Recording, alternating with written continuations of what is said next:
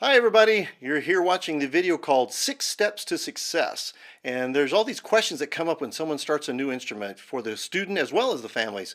What do they need to learn? How can they do that? Where do they go for information? And guess what? That all starts here on this website as well as all these videos we have available, but more importantly in the classroom or the music room with your music teacher. So make sure you're listening to the teacher, and guess what? They're going to be telling you one thing, and guess what it is? Your child's success is 99% predictable, good or bad. It's predictable whether they're going to be successful, or predictable whether they're not going to be successful. And what does that mean? That if you follow these 6 steps and your child follows these 6 steps and does these 6 steps things or these 6 things, guess what? There's a 99% chance they're going to do really well. If they choose not to follow these, or they, well, I don't know if I feel like doing that, that seems weird, I don't think I need to do that, then there's a 99% chance that they're not going to be successful on an instrument. So, good news, bad news, it's in your court. We're here to help you, and this video is here to help you. And then don't forget all the other stuff that's there, but most importantly, listen to the teacher, talk to the teacher if you have any questions, any problems, and guess what? You're going to be doing really well. We look forward to hearing you play in the future, so enjoy this video and start playing every day. Hi everyone, I'm Miss Browning and I'm here to talk you guys through the 6 steps to success. So, what we have to do to be good on our instrument. Very first step, make a good quality sound. Make sure that you don't get a wimpy sound. No one likes wimpy sounds. Good quality sound. So in order to make a good quality sound on your mouthpiece, you need your mouthpiece. So let's take that. Pull your corners back and down of your, so like your smile, kind of like you're frowning a little bit. 2.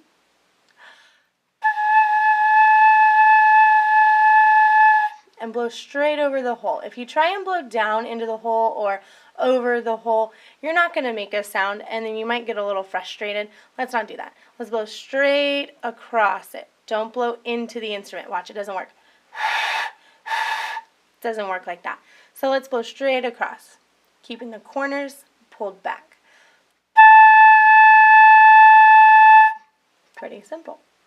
Once you can do that and get a really good sound on there, it's time to assemble our instrument. So in order to assemble your instrument, you're going to start from the foot joint. The foot joint is the smallest one. It's on the bottom, just like our feet are. So it's on the bottom, and you're going to go to your body joint, so the long part, kind of like us. For flute, it's very important. We see all these extra keys and these bars. Brass people, they're kind of lucky. They don't have all that stuff. We have to worry about it. These are very delicate. It's best to hold the bottom. Don't touch any of those keys or any of those bars. Hold at the very top of your body joint, right there. Don't touch anything. And you're going to put them together straight. Don't try and do this. No, straight on. And you're going to give it a little twist. Don't go shoving. Don't do that. You're going to hurt your instrument. After that, holding on right here, grab your mouthpiece. Very simple. Same thing. You're just going to twist it inside. And your teacher will help you get it in line, maybe mark on it a little bit to help you to where it's all where it needs to be. Pretty simple. Alright, so playing in resting position. You've made a good sound, you've put your instrument together, now it's time to start playing. There's a certain way to play your instrument, and there's certain ways not to play your instrument. When you play, you need to sit up straight. Most important thing, sitting up straight, because flute takes a lot of air, lots and lots and lots of air. So if you're not sitting up straight, you're kind of hunched over, do you think you're going to get a really good supportive breath? Probably not. So sit up nice and straight, lungs open, everything like that. When your flute is up, this is where it's going to get tricky. And your teacher will show you exactly where to put your fingers, but the hardest part for flute players is you got to create this little shelf. I don't know if you can see that right there where it kind of comes out. I kind of can maybe like set something right there. That part, that's got to go on our flute because that's going to help support it. That's going to help support it. In this hand, you want to make a C. You want to make a C and have a nice open C when you play. This, it's going to make it harder for you to play notes, to move your fingers, excuse me. So you want a nice open C. Fingers can move freely. Shelf, C, and your thumb, don't stick it out. No, that doesn't look good. You want to look nice and professional, man. All right. And again, with your fingers, your teacher will show you where to put them. Thumb 1, 2, 3, 4, 5, 6, pinky, pretty simple, and then our flying pinky over here. When you go to resting position, this is when your band director, your teacher is talking, don't play. They don't like that. So when your band director or teacher is talking, make sure that you go to rest position so you're not tempted to play. Very simple. I like to keep mine on my leg, just like this, and I just roll it all the way down so it's kind of diagonal. I'm looking at my head joint. I'm not looking, it's not on the side. It's right in front of me at an angle kind of thing. So just up, all the way back down. Pretty simple. Okay, so your first 3 notes, they're on page 6 if you don't have them in front of you. First note is very, very simple. It's D that we're going to learn. So we're going to take our thumb, we're going to do 2, 3, 4, 5, 6, and that's it. Make sure we're going to get a good quality sound using our wee 2, keep the corners back, and this is what it should sound like. Again, if you're doing too much with your mouth and it's not in the right spot, if it's not in the right spot, you're not going to get a good sound, and you might have to go back to making a good sound on your mouthpiece before you try and play the notes. The second note is C. It's kind of simple. We have 1 finger and 1 pinky. Pretty easy. And it should sound like this.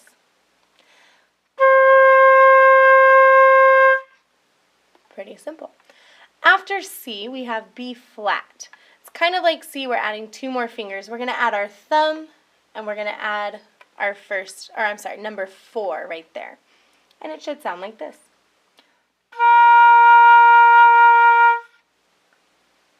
After you can play your first 3 notes, it's going to be important that we start all of our notes with our tongue.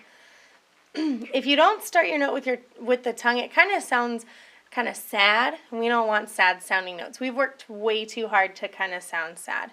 That's not a good thing. So it's kind of difficult at first, like anything, to start your note with your tongue, because your body, it's kind of the opposite of what your body wants to do. So you're going to have to train yourself to do something weird, but that's okay. I do weird things all the time. In order to do that, you want to say 2.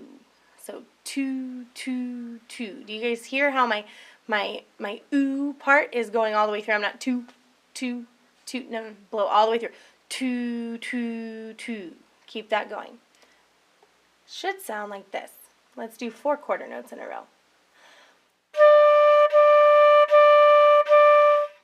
That's a good quality sound. What we don't want to hear, I didn't start those notes with my tongue. I started them with my air, and it doesn't sound as good. Imagine your neighbor, they're playing them with their tongue, and you're not. It doesn't sound so good.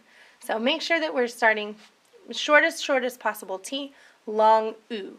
2, 2, 2. Keep blowing all the way through your note, and you'll be an expert in no time.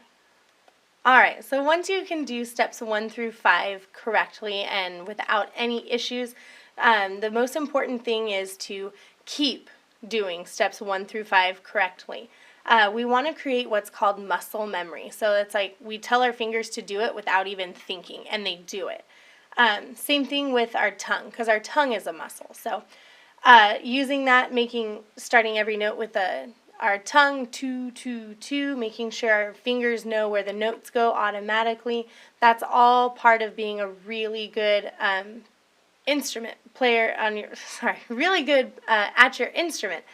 In order to do that, you have to be able to do something like at least 25 times in a row correctly. Don't do it 25 times in a row wrong, because then it's going to take even more just to fix it. So don't work harder than you have to. If you're not getting it, stop, start over, and do it correctly, because that's most important.